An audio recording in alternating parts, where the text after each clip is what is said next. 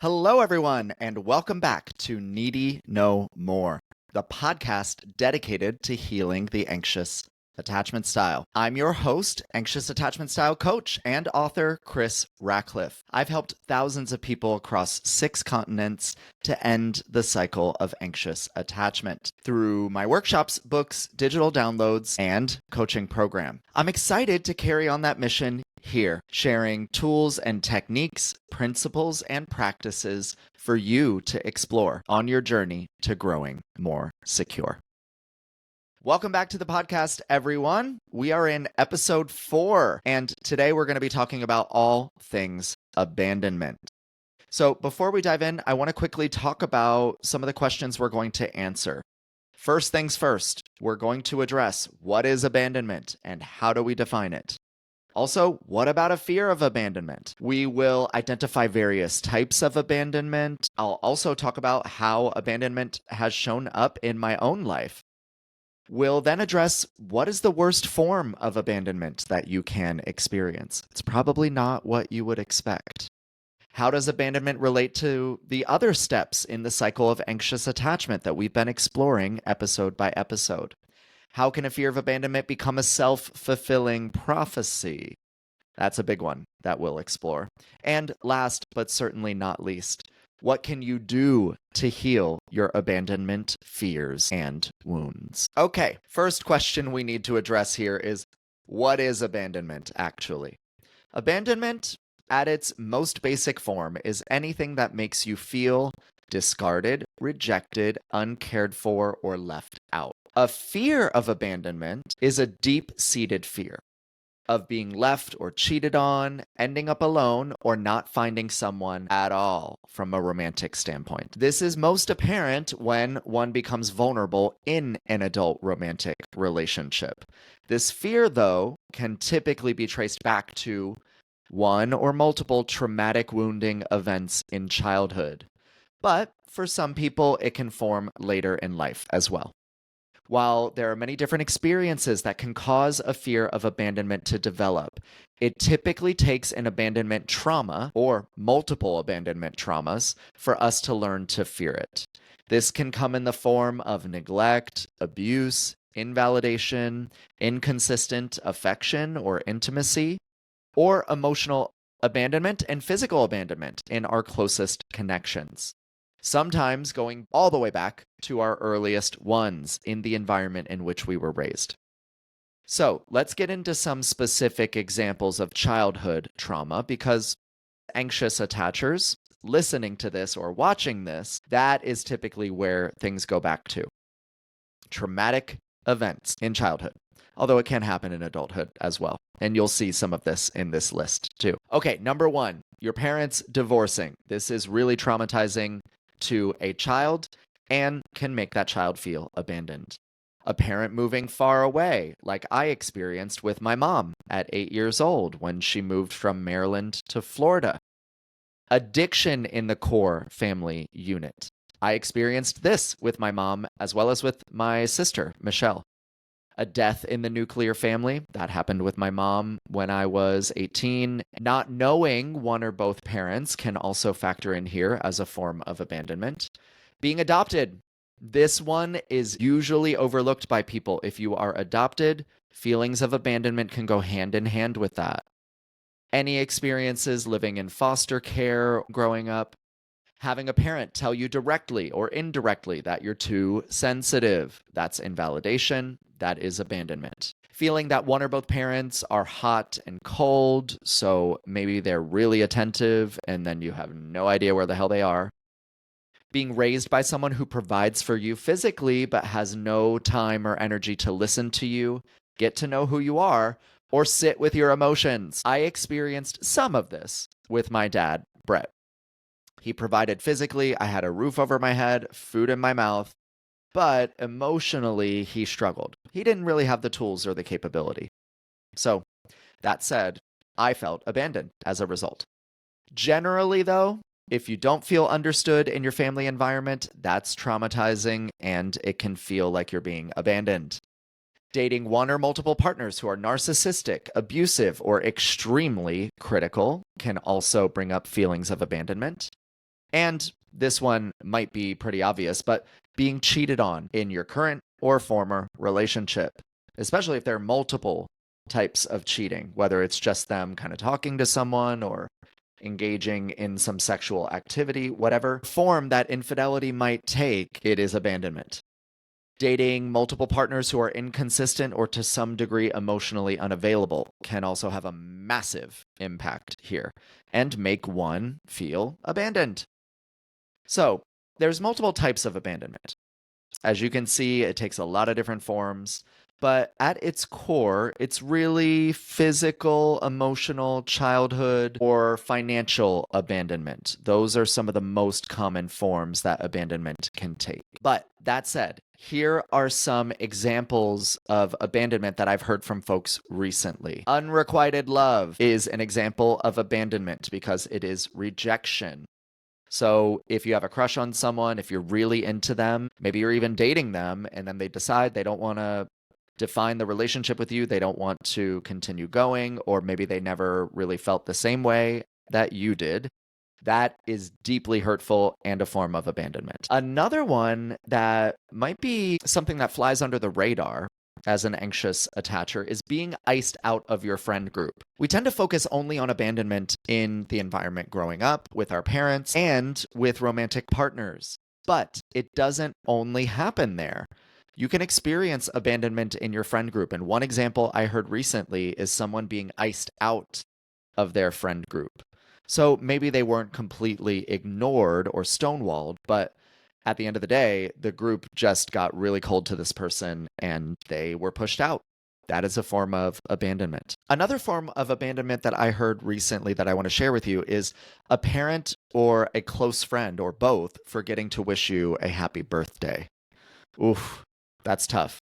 If you feel like you're forgotten, that's a form of abandonment. Being stonewalled by a romantic partner. So if they just ignore you, they completely give you the cold shoulder, if they stop talking to you, that is abandonment. It's also emotional manipulation and incredibly childish, but nonetheless, it is abandonment. Another example here is growing up having a parent fail to pay the phone bill, tuition for college or high school or any type of schooling, or refusing or failing to pay for food. I heard that recently. That was very shocking to hear, as you can imagine. But all that said, these are all examples of abandonment. Given that many of us have lived this, myself included, you can likely relate to some or multiple of these examples. I already mentioned in previous podcasts and referenced today what happened with my mom, what happened with my dad, and also what happened with Michelle and being sexually abused by her when I was young. That's a form of betrayal and abandonment. I've also been lied to and cheated on in romantic relationships in the past, both of which are forms of abandonment. I want you to know I'm sharing these things with you so you can see that I know firsthand what it's like to struggle with abandonment and how hurtful and traumatizing it can be. From these experiences, I've also discovered that the worst form of abandonment is not being abandoned by someone else. It's actually you abandoning yourself. While, of course, experiencing abandonment at the hands of someone else is difficult, challenging, and extremely painful and hurtful, it's also possible to detach from these experiences because they typically reflect some sort of pain or struggle that these folks are dealing with, as well as their lack of capacity, resources, or tools that they might possess for dealing with that hurt and pain. So that helps tremendously when it comes to healing, because you can kind of detach, you can move forward, you can realize that it's a reflection of where they're at. It's not a reflection of you. Abandoning yourself, on the other hand, doesn't afford the same comfort or ability to disengage. It is literally your responsibility to take care of yourself and your needs, to practice self-care, to advocate for yourself by asking for what you need from other people.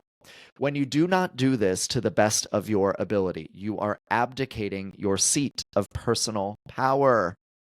You're literally handing over your power to the other person. That is self-abandonment. When you treat yourself this way, you will expect other people to do the same.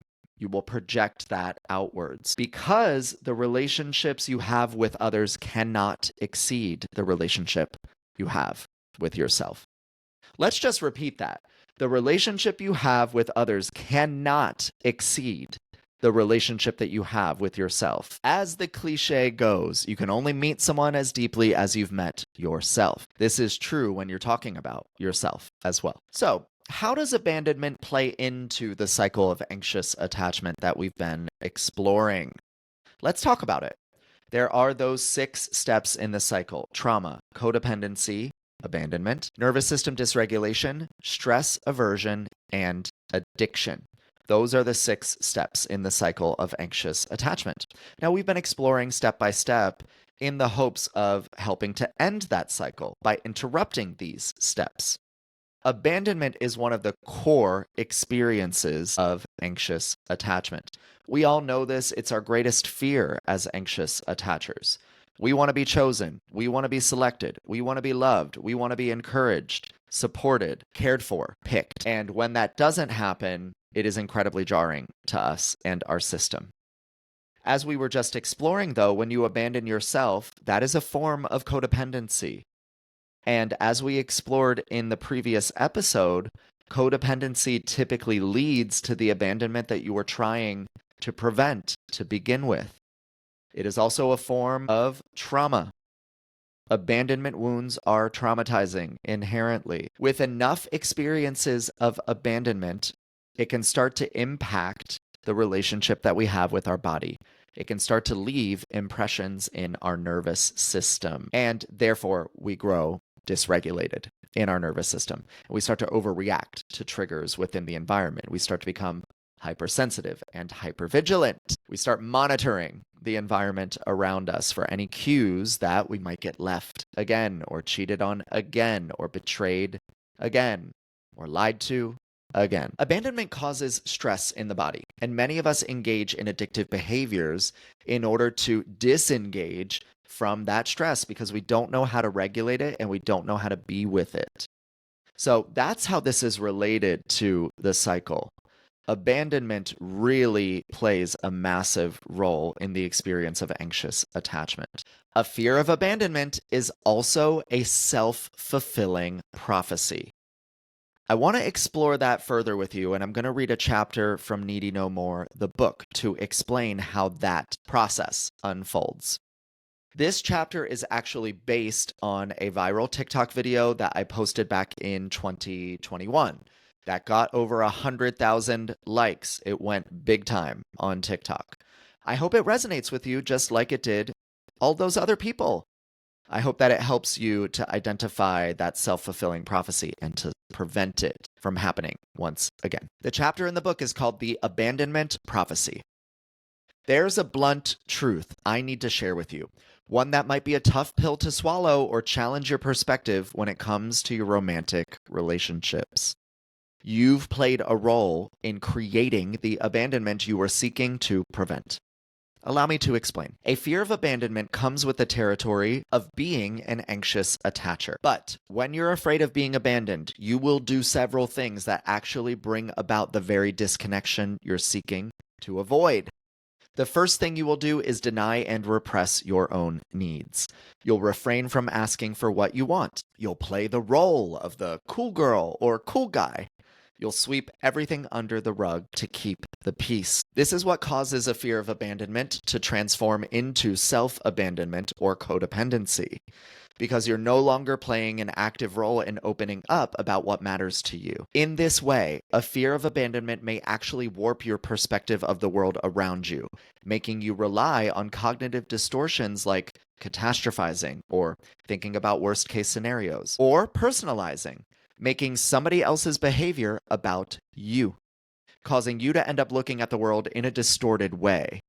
This inevitably impacts how you perceive your partner, and you'll be on high alert and hypervigilant as a result. Since you've already convinced yourself that your partner is going to leave you or cheat on you, the next thing you'll do is keep score.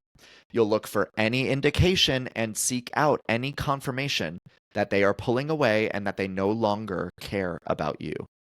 You'll use any action, no matter how small, to justify these beliefs, so that you feel in control of the situation? Did they post to their Instagram story but not respond to your text? Were they active online recently but not messaging you? These become indicators of a threat even where there might not be any, because your brain can't tell the difference between perceived danger and actual danger. It feels like you're unsafe and threatened, and so you believe it to your bones. Due to subverting your own well-being and not taking care of yourself in the ways you normally would and know you should, you feel there's no recourse or way to get out of this spiral. Your fear has a chokehold on you at this point. Since you're so afraid of being left, you'll do anything to keep the peace in the relationship. You'll hold back from talking about the things that matter to you. You'll deny, avoid, and repress your feelings. You'll refuse to speak up about what you need in order to feel safe and understood. As a result, you never get the clarification you need from your partner about where you stand with them because you're so petrified of pushing them away that you never allow yourself to open up. Never allow yourself to ask directly for what it is that you desire most deeply. As you can see and have likely felt firsthand, this is not only exhausting to you, but extremely damaging to the relationship you're desperately trying to save. Because you can't build a relationship based on repression. You can't have safety without vulnerability. In relationships, as in life, you can't have the reward without a little risk. As I remind clients all the time, don't be afraid to rock the boat. Doing so helps figure out if that boat can navigate through rough seas. In this way, your failure to show up fully and authentically contributes to the relationship unraveling entirely. As the book attached says, assuming the worst, which is typical of insecure attachment styles, often acts as a self-fulfilling prophecy. Approaching a situation, relationship, or human being from a place of fear or insecurity only begets more fear and insecurity. A dysregulated, hypersensitive nervous system will not only find the lack of safety it seeks to perceive, it will also create it. And thus the prophecy becomes fulfilled. One of the most painful parts of a fear of abandonment is having that fear confirmed by one or even several relationships that eventually turn sour. In fact, the more we experience the familiar sting of rejection and abandonment, the more likely we are to expect it to happen in our future relationships. As a result, you'll be much less likely to approach your new relationships from a place of safety, security, and warmth, and will inevitably infuse the connection with that energy, creating exactly the kind of imbalanced dynamic that you don't want. Do your best after each relationship to process what happened and find ways to learn, grow, and advance on your healing journey. Not everyone is going to leave, abandon, or cheat on you. Part of taking back your power means recognizing that you get to choose whom you allow to have access to you moving forward, and therefore that you play a key role in whether or not your future relationships will be aligned with what you need and want. It also means recognizing that you're no longer an abandoned child and are an adult capable of making powerful, conscious, healing choices. This is about letting go of what others are doing and instead focusing on what's under your control, such as how you spend your time, where you allocate your energy, and how you allow yourself to process and regulate your feelings. This is how you bring your relationships back into balance. You need to self-regulate, to open up and communicate, to be inclusive in your approach. No risk, no reward. No openness, no advancement. No vulnerability, no cycle breaking. As scary as this can feel, it's the truth. We have to stop treating our relationships as fragile, as precious, as breakable. We have to be willing to open ourselves up to rejection. We have to quit abandoning ourselves and projecting that abandonment onto others. These are all benefits of doing the work to heal, something that we'll expand on in the coming chapters and here in the podcast in the coming episodes. Okay, so final question here. What can you do to heal your abandonment fears and wounds? What can you do about it? Let's get into some of the nitty-gritty of how you actually heal your fear of abandonment. Now, I'm going to pull these tips from a blog post on my website that addresses how to heal a fear of abandonment. The first step you need to take if you want to heal your fear of abandonment is to stop hyper-focusing on everyone else's needs while rejecting your own.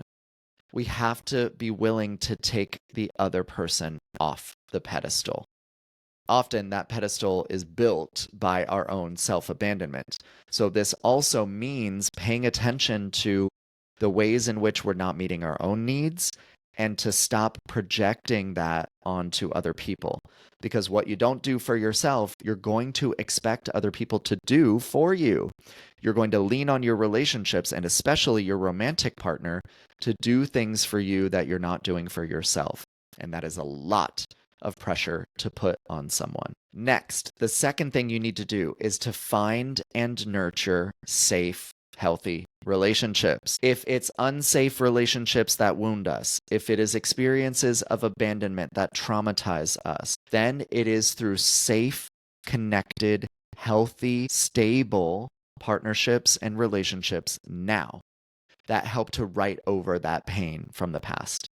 It only takes one or two people to help to change this narrative inside, to help your nervous system to see that you're not always going to get left or iced out or rejected or abandoned.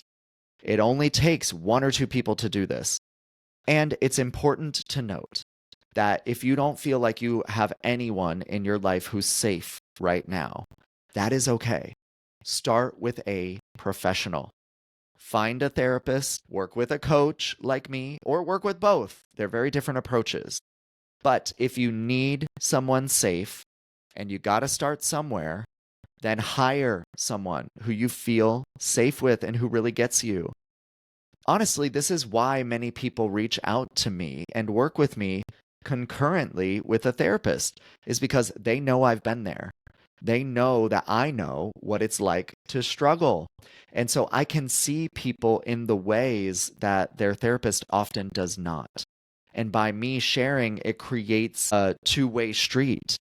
It is an open dialogue. It is a co-created relationship. That's how I look at all of my coaching relationships. It is a co-created relationship that is built on safety, on me being understanding and compassionate and present with the people that I work with. Everything I'm putting out in the world is driven by helping people struggling with anxious attachment to feel seen, safe, and understood. I hope you feel just that. But you got to start somewhere. Relationships are why we are here. They help us get through life. With that in mind, find and nurture safe, healthy relationships. Don't forget about that second part, nurture. If you've already got people in your life that you feel get you, but maybe you're not as close to them as you would like, invest. Reach out. Let them know that you want to hang out. Let them know that you've been thinking about them, that you feel really connected to them. People gravitate to that. Some of my closest relationships in my life started with a declaration of me saying, I feel really connected to you. I feel simpatico with you. I feel like you really get me and I want to spend more time with you. I love that feeling. Do you feel the same? And they did.